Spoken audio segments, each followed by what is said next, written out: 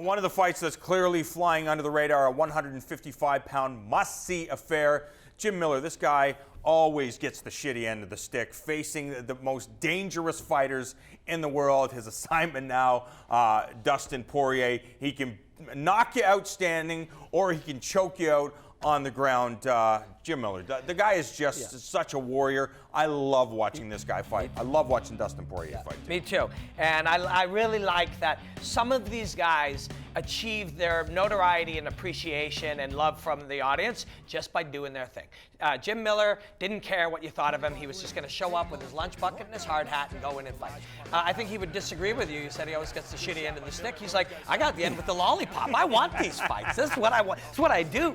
And I think he's thrilled to have this fight. Poirier wants to go in there and make it a skill fight and make it a smooth fight. And he's an interesting guy. You know, I remember that fight in Quebec City that he had with Corsani, and he was way more, and I mean this with all due respect, but he's more skillful than Corsani, and he went in there and he fought him just chin tucked, you know, and I said, you could have just jabbed and danced and then got on top, and he's like, I could, but this is what I want to do. This is how I want to fight, and that is his default setting mentally, but he has been capable of, through growth and self-awareness, actually overriding that to a certain degree. And that's been really cool to see. He's become a different man over the time, that he can go out and he's still, hey, you're gonna pull me into that? Like, great, chin down, let's go.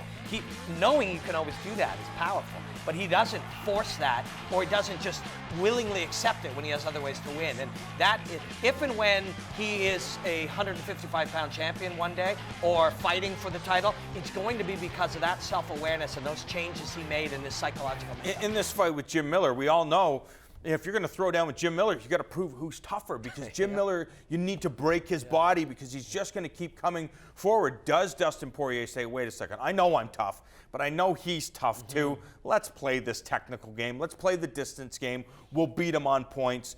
If I can break him, I will. But that's very, very difficult to do. Yeah, I think I'd like to see Dustin Poirier hammering those legs and moving out on angles and making Jim Miller come towards him. But when you have Jim Miller throwing hard left hands at you, just drilling left hands at you, that the momentum of which is intended to close the distance, you do have chances to intercept them and to rock him coming in.